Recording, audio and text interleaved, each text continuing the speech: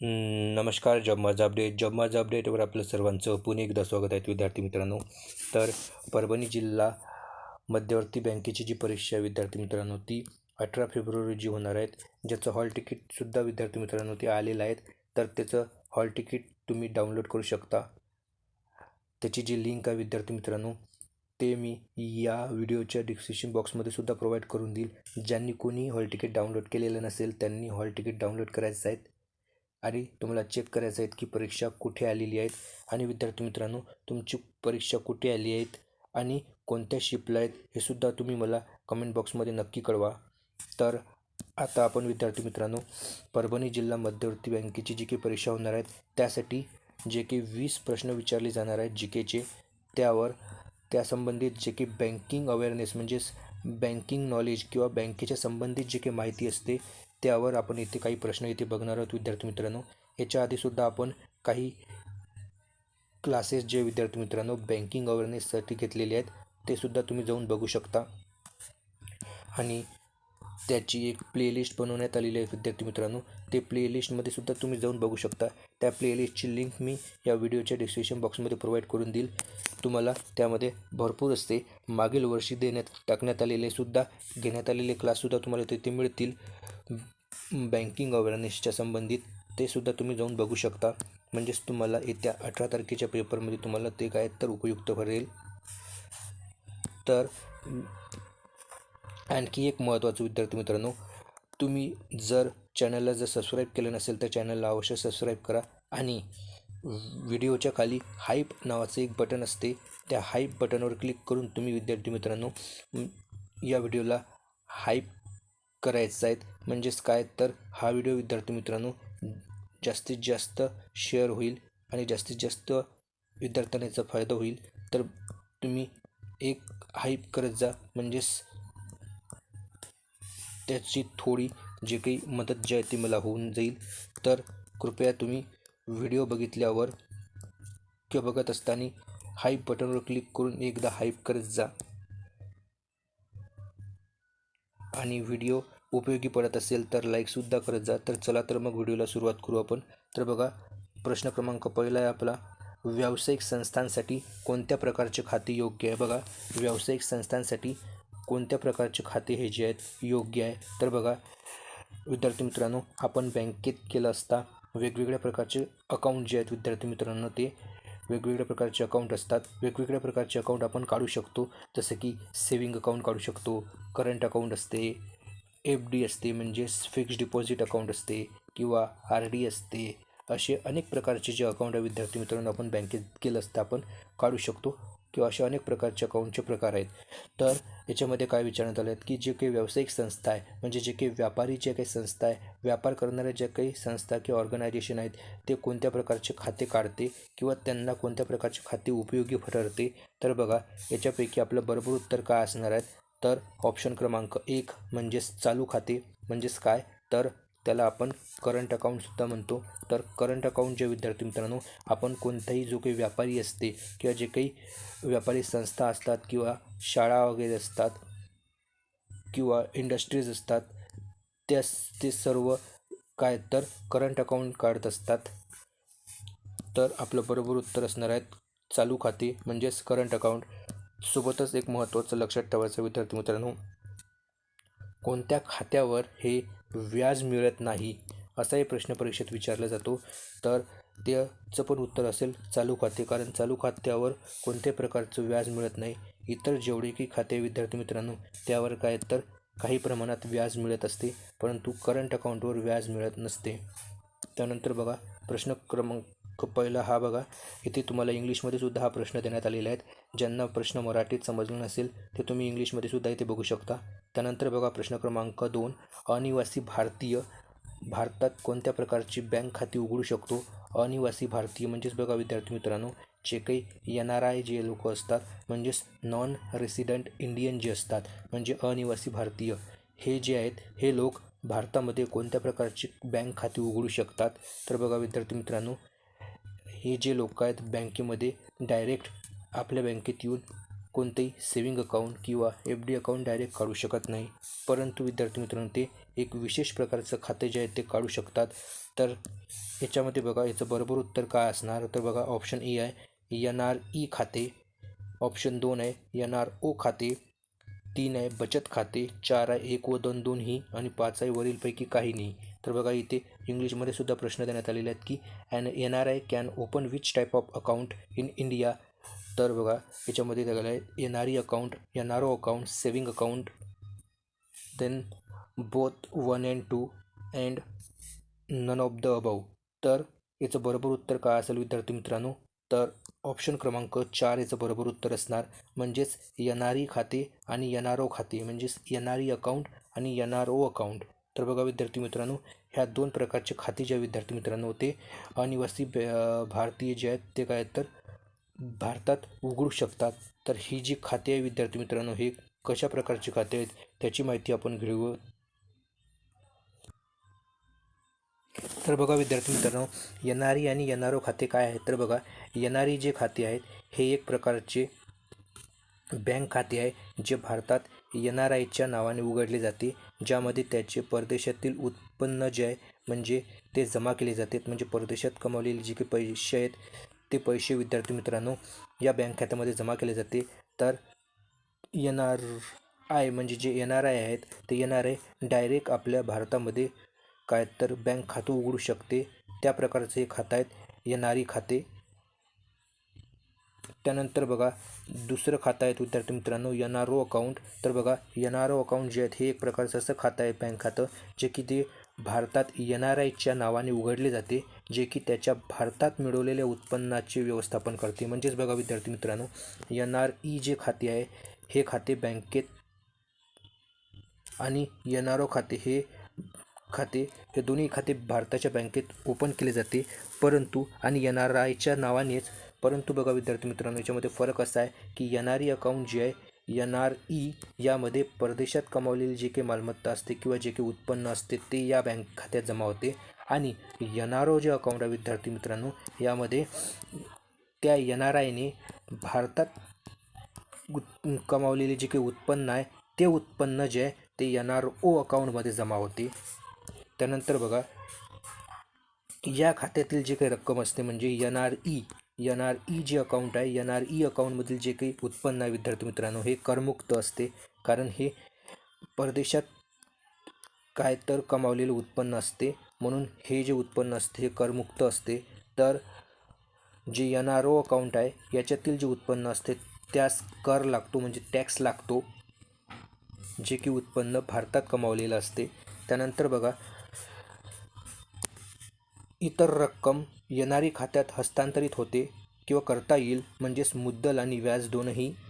परंतु NRO account जे असते यामध्ये फक्त व्याज हस्तांतरित आहे, मुद्दलाच्या बाबतीत याला काही मर्यादा टाकण्यात आलेल्या आहेत, जे की $1 दशलक्ष याच्यामध्ये काय तर विद्यार्थी मित्रांनो याच्यात मर्यादा आहे NRO अकाउंटमध्ये. म्हणजेच NRO अकाउंटमधील एखादी अमाऊंट जी असते ती अमाऊंट पूर्ण अमाऊंट म्हणजे मुद्दलासहित अमाऊंट विद्यार्थी मित्रांनो डायरेक्ट ट्रान्सफर आपण करू शकत नाही, फक्त व्याज जे आहे ते आपण ट्रान्सफर करू शकतो दुसऱ्या अकाउंटला.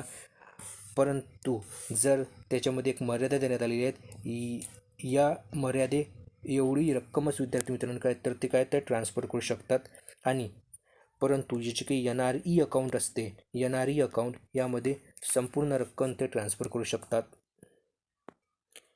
त्यानंतर बघा विद्यार्थी मित्रांनो प्रश्न क्रमांक 3 आपला, गुंतवणूकदाराला स्टॉक किंवा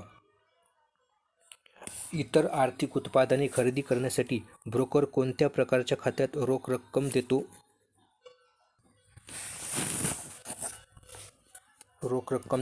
तर बघा ऑप्शन ए आहे व्यापारी खाते, ऑप्शन नंबर 2 मार्जिन खाते, ऑप्शन नंबर 3 सेटलमेंट खाते, ऑप्शन नंबर 4 बचत खाते आणि ऑप्शन नंबर 5 यापैकी नाही. म्हणजेच जो काही गुंतवणूकदार आहे गुंतवणूकदाराला आपण स्टॉक किंवा इतर आर्थिक उत्पादने खरेदी करण्यासाठी जो काही ब्रोकर असते तो ब्रोकर कोणत्या प्रकारच्या खात्यात रोख रक्कम जमा करतो. तर बघा येथे प्रश्न इंग्लिशमध्ये सुद्धा देण्यात आलेला आहे.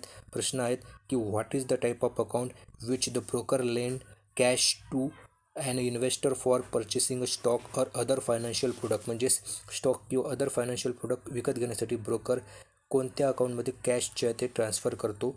तर बघा याचं बरोबर उत्तर काय असणार, तर ऑप्शन क्रमांक 2 म्हणजेच मार्जिन खाते किंवा मार्जिन अकाउंट जे आहेत याचं आपलं बरोबर उत्तर असेल. म्हणजेच मार्जिन अकाउंटमध्येच गुंतवणूकदाराला जर स्टॉक किंवा इतर आर्थिक उत्पादने खरेदी करायची असेल तर ब्रोकर त्या खात्यात त्याची रक्कम जी आहे ते जमा करतो.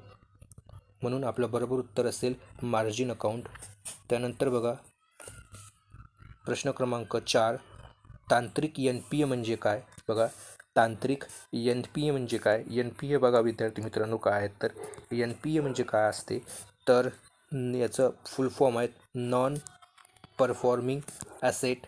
तर नॉन परफॉर्मिंग ॲसेट म्हणजे काय तर बघा आपण कोणत्याही प्रकारचं कर्ज दिल्यानंतर जर ते कर्ज 90 दिवसापेक्षा म्हणजे साधारण कर्जाच्या बाबतीत जर उदाहरण घेतलं आपण तर ज्या कर्जाची किस्त ही 90 दिवसापेक्षा जास्त काळासाठी थकीत असेल तर ते अकाउंट ज्या विद्यार्थी मित्रांनो NPA होते.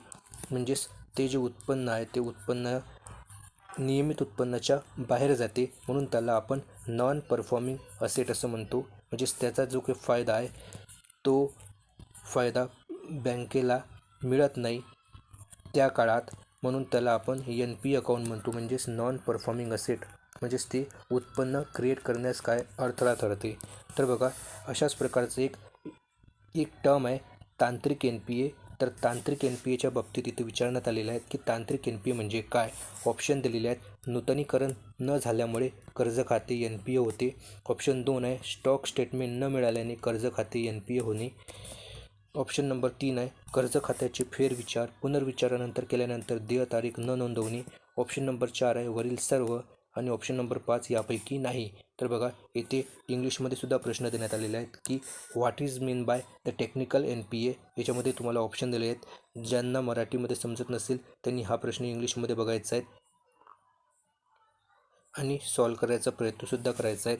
याचं बरोबर उत्तर काय असणार तर बघा विद्यार्थी मित्रांनो यामध्ये याचं बरोबर उत्तर असणार आहेत ऑप्शन क्रमांक 4 म्हणजेच वरील सर्व उदाहरण जे आहे ते बरोबर आहेत. म्हणजेच तांत्रिक NPA म्हणजेच नूतनीकरण न झाल्यामुळे कर्ज खाते NPA होणे, स्टॉक स्टेटमेंट न मिळाल्याने कर्ज खाते NPA होणे आणि ऑप्शन नंबर 3 कर्ज खात्याचे फेरविचार किंवा पुनर्विचार केल्यानंतर देय तारीख न नोंदवणे हे सुद्धा काय तर NPA म्हणजेच हे कोणते तर हे तांत्रिक NPAचा प्रकार आहे. म्हणून हे तीनही उदाहरण जे विद्यार्थी मित्रांनो बरोबर असणार. त्यानंतर बघा प्रश्न क्रमांक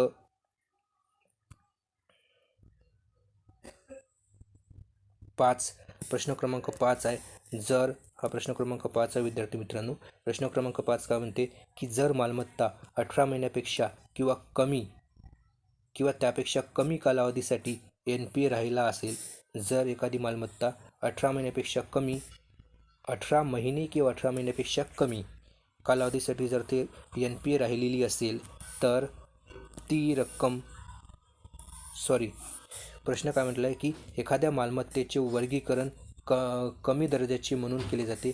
म्हणजेच एखादी मालमत्ता असते त्याचं वर्गीकरण कमी दर्जाचे म्हणून केले जाते. म्हणजेच बघा इथे आपण इंग्लिशमध्ये प्रश्न बघू. इंग्लिशमध्ये प्रश्न काय की asset is a classified as substandard म्हणजे अशी मालमत्ता जी की सबस्टँडर्ड म्हणून गणली जाते.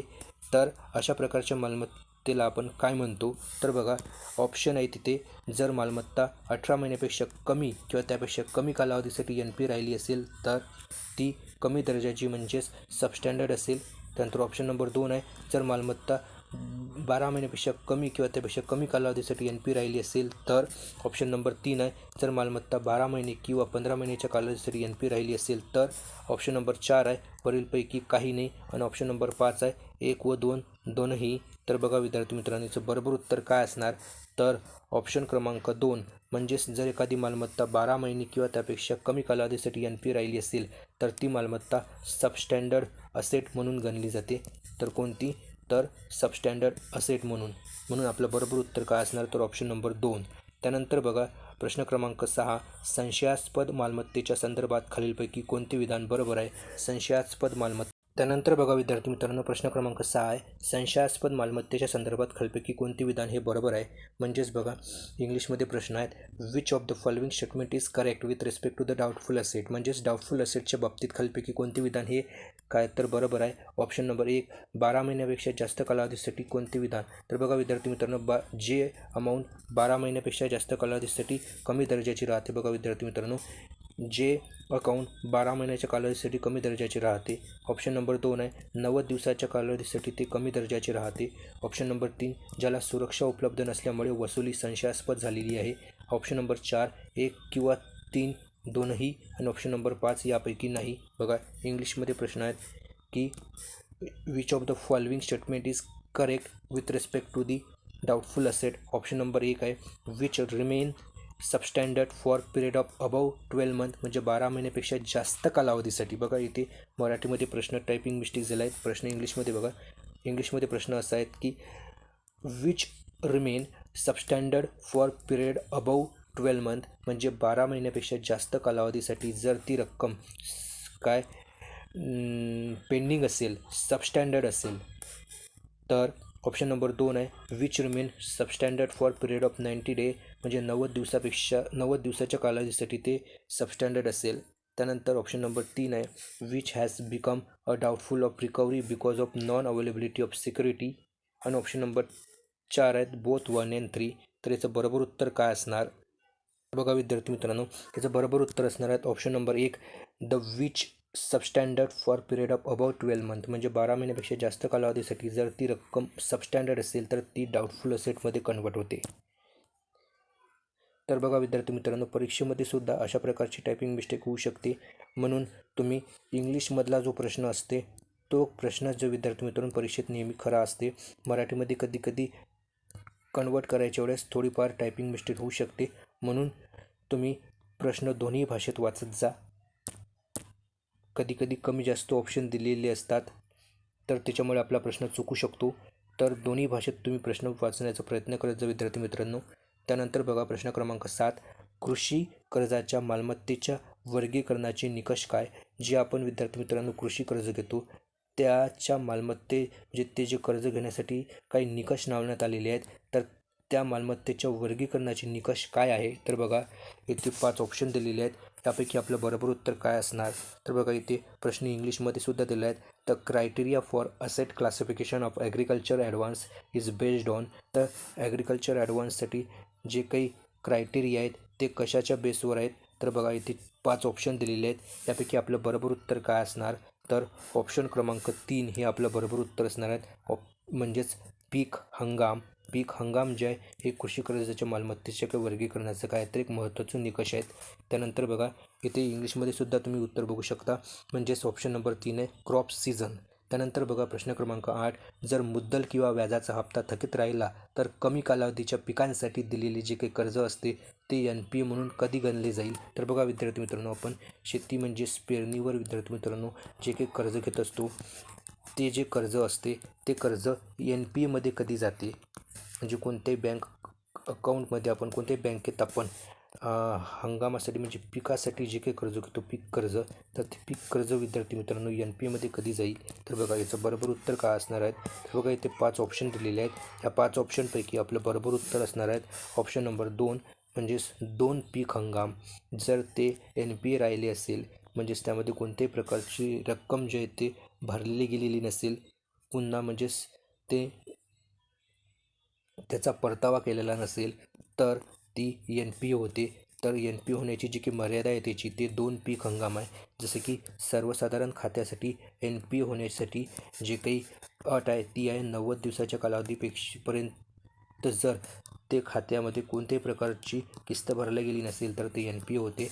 आणि पीक खात्याच्या पीक कर्जाच्या बाबतीत ती लिमिट आहे 2 पीक हंगाम. म्हणजेच इथे इंग्लिशमध्ये तुम्ही प्रश्न बघू शकता. म्हणजेच उत्तर असेल इथं 2 क्रॉप सीझन. त्यानंतर बघा प्रश्न क्रमांक 9, कर्ज वसुली न्यायाधिकरण म्हणजेच डेप्ट रिकव्हरी ट्रिब्युनलसाठी किमान आर्थिक मर्यादा किती आहे. तर बघा विद्यार्थी मित्रांनो याचं बरोबर उत्तर काय असणार आहे. तर ऑप्शन क्रमांक 3 याचं बरोबर उत्तर असणार आहे. म्हणजेच 20 लाख रुपये इतकी जी आहे DRTची किमान आर्थिक मर्यादा आहे. त्यानंतर बघा प्रश्न क्रमांक 10. भारतात पहिल्यांदा DRTची जी स्थापना आहे ही कोणत्या वर्षी करण्यात आली? भारतात पहिल्यांदा DRTची स्थापना ही कधी करण्यात आली? तर बघा विद्यार्थी मित्रांनो, याचं बरोबर उत्तर काय असणार आहे? तर ऑप्शन क्रमांक 3 याचं बरोबर उत्तर असणार आहे. म्हणजेच 1993 या साली विद्यार्थी मित्रांनो काय तर सर्वप्रथम DRTची स्थापना करण्यात आली आहे. हे DRT काय आहेत? तर जे काही कर्ज वसुलीशी संबंधित जे काही प्रकरणं असतात ते हाताळण्यासाठी किंवा ज्याचे काही जे कर्ज वसुलीच्या संबंधित जे काही प्रकरणं आहेत जे न्यायालयीन चौकशीच्या अंतर्गत येतात ते DRTच्या मार्फतच विद्यार्थी मित्रांनो काय ते हँडल केली जात असतात. तर त्यानंतर बघा प्रश्न क्रमांक 11. NPA म्हणजेच नॉन परफॉर्मिंग असेटचे निरीक्षण करण्यासाठी आणि आंतर क्रेडिटर करारांची शिफारस करण्यासाठी कोणती समिती स्थापन करण्यात आली? तर बघा NPAचे निरीक्षण करण्यासाठी आणि आंतर क्रेडिटर करारांची शिफारस करण्यासाठी कोणती समिती स्थापन करण्यात आलेली होती? तर बघा विद्यार्थी मित्रांनो, येथे 5 ऑप्शन दिलेले आहेत. यापैकी आपलं बरोबर उत्तर काय असणार? तर बघा इथे इंग्लिशमध्ये सुद्धा प्रश्न दिलेले आहेत. ज्यांना कोणाही मराठीत प्रश्न समजला नसेल त्यांनी इंग्लिशमध्ये सुद्धा प्रश्न वाचून घ्यायचा आहे. त्यानंतर बघा प्रश्न क्रमांक 11चं जे काही उत्तर असणार आहे ते आहे ऑप्शन नंबर 2 सशक्त समिती. सशक्त समिती याचं बरोबर उत्तर असणार आहे. त्यानंतर बघा प्रश्न क्रमांक 12. NPA सोडविण्यासाठी खालीलपैकी कोणती पावले उचलली जातात? NPA जे काही अकाउंट आहेत याची समस्या सोडवण्यासाठी खालीलपैकी कोणती पावले उचलली जातात? तर बघा येथे ऑप्शन दिलेले आहेत. ऑप्शन ए आहे कर्जवसुली न्यायाधिकरण 1993, सारफेसी कायदा 2000, ARC म्हणजे मालमत्ता पुनर्बांधणी कंपन्या, त्यानंतर 4, 2 व 3, 5, 1, 2 व 3. तर बघा विद्यार्थी मित्रांनो याचं बरोबर उत्तर काय असणार आहे? तर इथे इंग्लिशमध्ये सुद्धा तुम्ही प्रश्न बघू शकता. याचं बरोबर उत्तर असणार आहे ऑप्शन क्रमांक 5 याचं बरोबर उत्तर असेल. म्हणजे तीनही वरीलपैकी तीनही याचे बरोबर उत्तर असेल. म्हणजेच कर्जवसुली न्यायाधिकरणाच्या अंतर्गत सुद्धा आपण NPA खातं काय तर सोडू शकतो किंवा त्याच्यावर सारफेसी कायदा 2002 सुद्धा लागू करू शकतो. म्हणजेच ते जर कर्जवसुली न्यायाधिकरणाच्या बाहेर असेल म्हणजे त्यांच्या हद्दीच्या बाहेर असेल तर ते आपण सारफेसी कायद्याच्या अंतर्गत सुद्धा वसूल करू शकतो किंवा ARC म्हणजे मालमत्ता पुनर्बांधणी कंपनी ज्यालाच आपण काय म्हणतो तर असेट रिकन्स्ट्रक्शन कंपनीज याच्या माध्यमातून सुद्धा आपण काय तर ते रिकवर करू शकतो. तर म्हणून आपलं बरोबर उत्तर काय असणार? तर वरीलपैकी तीनही उदाहरणे. त्यानंतर बघा प्रश्न क्रमांक 14. खालील पर्यायापैकी S4A मध्ये यसचा चुकीचं रूप किंवा चुकीचं पूर्ण रूप निवडा. तर बघा S4A नावाचं एक काय तर याच्यामध्ये एक सेक्शन आहेत. तर यापैकी S4A मध्ये यसचा चुकीचा फुल फॉर्म आपल्याला इथे ओळखायचा आहे. तर बघा इथे देण्यात आलेले आहेत. A scheme, B sustainable, C system, त्यानंतर 4 दिलेला आहेत स्ट्रक्चरिंग आणि 5वा ऑप्शन दिला आहे स्ट्रेस. तर बघा विद्यार्थी मित्रांनो याचं बरोबर उत्तर काय असणार? तर ऑप्शन क्रमांक 3 हे याचं बरोबर उत्तर असणार. म्हणजेच S4A मध्ये यसचा चुकीचा पर्याय जो आहे तो सिस्टीम आहे. म्हणजेच हे उत्तर आपलं बरोबर असेल. तर इतर जे काही 4 पर्याय विद्यार्थी मित्रांनो ते S4च्या अंतर्गत जे काही यसचे जे काही 4 पूर्ण रूप आहे त्याच्या अंतर्गत येतात. ज्यापैकी पहिला असेल स्कीम, दुसरा असेल सस्टेनेबल, तिसरा असेल स्ट्रक्चरिंग, चौथा असेल स्ट्रेस. परंतु सिस्टीम त्या S4च्या अंतर्गत येत नाही. म्हणून हे ज्या विद्यार्थी मित्रांनो ह्या S4च्या चुकीचा पर्याय आहेत. म्हणून उत्तर असेल ऑप्शन नंबर 3. त्यानंतर बघा प्रश्न क्रमांक 15वा आणि आजचा शेवटचा प्रश्न आहेत भारतीय दिवाळखोरी आणि दिवाळखोरी मंडळाची जी स्थापना आहे ते कधी झाली? म्हणजेच बघा when was the insolvency and bankruptcy board of India set up. म्हणजेच कोणत्या वर्षी इन्सॉल्वन्सी अँड बँक्रप्सी बोर्ड जे आहे भारतामध्ये स्थापित झालं? तर बघा याचं बरोबर उत्तर काय असणार? तर बघा विद्यार्थी मित्रांनो याचं बरोबर उत्तर असणार आहेत ऑप्शन क्रमांक 3 म्हणजेच 1 ऑक्टोबर 2016. 1 ऑक्टोबर 2016 रोजी इन्सॉल्वन्सी अँड बँक्रप्सी बोर्ड ऑफ इंडियाची स्थापना करण्यात आलेली आहेत. म्हणून आपलं बरोबर उत्तर असेल 1 ऑक्टोबर 2016. तर बघा विद्यार्थी मित्रांनो ही काही अत्यंत महत्त्वाची बँकिंगच्या संबंधित काही प्रश्न होती जे की येणाऱ्या परभणी जिल्हा मध्यवर्ती बँकेसाठी अत्यंत उपयुक्ती ठरेल. तर तुम्ही जर चॅनलला सबस्क्राईब केलं नसेल तर चॅनलला अवश्य सबस्क्राईब करा विद्यार्थी मित्रांनो. म्हणजेच 18 तारखेपर्यंत तुम्हाला जास्तीत जास्त तुमचा प्रश्नांचा सराव होईल. तर